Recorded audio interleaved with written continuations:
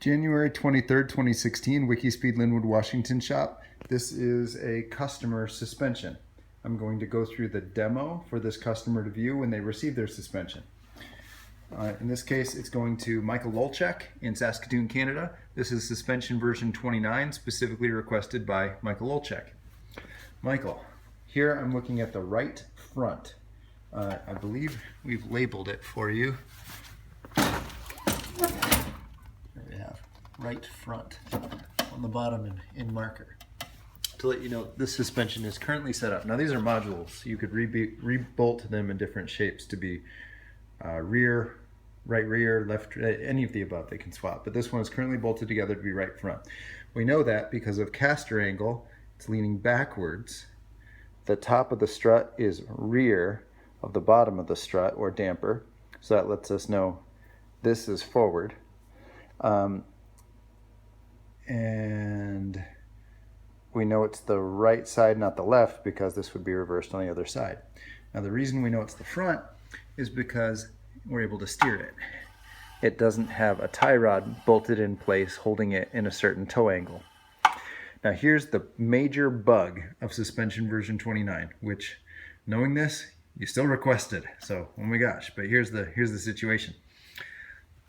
Here's our steering arm. Note it is at its place in 3 space versus the center of rotation. It's inside the center of rotation. This makes a straight line from the center of rotation of the hub to the point at which the steering arm grips. This angle determines the Ackerman angle of the car. Now, if this turning point is in front of the suspension, we'd actually want this mount point on the outside of the point of pivot, also called sometimes the kingpin angle.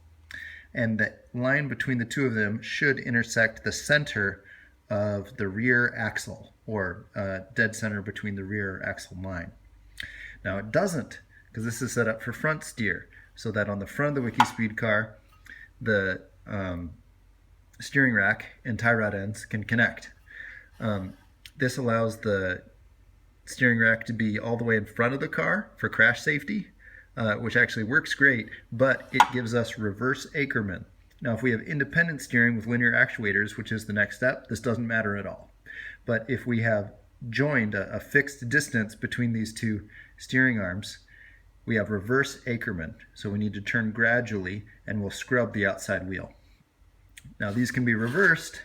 These can be bolted to have perfect Ackerman angle, and the suspension arm would be in the rear. So we'd swap this side for the other side on the other car. The challenge there is the steering rack then goes through the passenger compartment, which is how we had it during the X Prize. That worked fine, it steered well, but we didn't have the advantages of the steering rack out front for crash protection. So this is currently configured for front steer. We connect it with a Honda S2000 steering rack. But it does have reverse Ackerman. We've driven it at highway speeds, and at low speeds it does scrub the outside tire. So that's the largest known bug. We have the bolted on strut top mount, our Skunk 2 damper. The springs are swappable for different height springs, and we can adjust the preload on the spring by twisting these. Watching any YouTube on Skunk 2 Pro C dampers will give you a huge amount of information on how to adjust the dampening rebound, swapping springs for different suspension characteristics. These are power stop calipers and brakes, which are extremely inexpensive on Amazon, which is awesome. They also have great reviews, so kind of excited about that. Looking at the left front suspension, we see it's identical but mirror image, and it's also labeled left front, and it says this is front, forward. Again, we know it's front because of the caster angle. The suspensions lean back to the rear, and we know it's the front because there's nothing attached to the steering arm holding it in place. Here is a related version, the suspension version 25.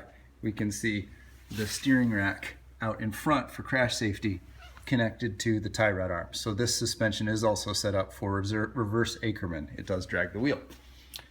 Here are your rear suspensions. They're absolutely identical. The only difference is, if you can kind of tell through the green wrapper, they have a tie rod end holding them in place to adjust the toe angle. So they won't turn on their own, they're held in place. Now these do suffer from bump steer, but that's actually a very minor issue unless you're racing on a very rough track. If you're driving around on any type of non-damaged roads, it's just fine. But what that does mean is each time these bump, the wheel does turn in and out. Now, not very much. If you're tracking in a straight line and not near the limits of adhesion of the tires, it's almost not even noticeable. But if you're near the limits of the adhesion of the tires on a racetrack and you hit a bump, yeah, it would cause the rear to wiggle or even spin. So definitely not what we'd want for racing. However, I think it might be the best for where you're intending to test the car, and this is the version you claimed, you ordered. We do have suspension version 31.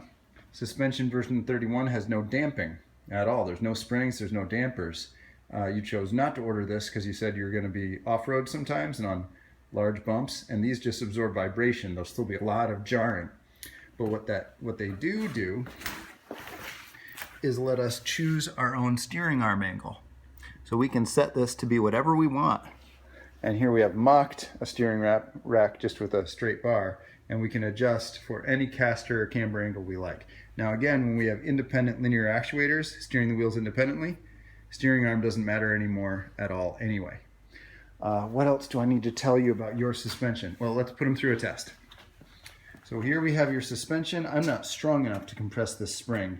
It's a nice hardy spring, 700 pounds per inch. So I'd have to put 700 pounds of force on it to turn it. No, it's a 7-inch tall, 250 pounds. I can maybe put 250 pounds. Not just with my fingers, but okay, I'm not able to compress this for you. Sorry, sir. What I can do is grab the steering arm and show its full range of turning. And earlier we've tested the pads. Now when you receive this, the pads have not yet been bedded in. So when you start using the suspension, please go through standard brake test bedding procedures. It's also available on the PowerStop website. To attach these, and I think you already know this, but let's be complete, we'll use the outer foremost holes. This one, this one, this one, this one, this one, this one, this one, this one. Same on all four. And that means you can switch to suspension version 31 later if you want, or back to suspension version 25 if you want. Now the bolts that hold the strut top mount to the suspension mount plate need to be higher than the chassis. So if you can see, here's a bolt here. If we spin it around from the back side, we need these bolts to not intersect the chassis rail. So if you notice, on your suspension, that's why we don't have a bolt down here. So far in driving and in drop tests, etc., we've had no issue. You can also adjust the camber angle of your suspension using an Allen wrench or a hex key and sliding the entire top up and down. And here's your dampening adjust. What else do I need to tell you? To test this thing, I can say all bolts have been torqued. We did that with our DeWalt impact gun and then a torque wrench. What other tests are relevant? We've done road testing in other cars with same version of the suspension and other derivatives.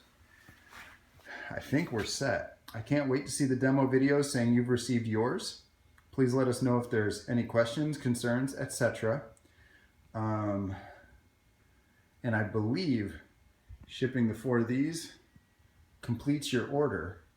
And I wish you the most awesome day ever. Thanks from Wikispeed International. And in this case, it's shipping from the Linwood, Washington, United States shop. Michael, we think you're awesome. Thanks for experimenting with us.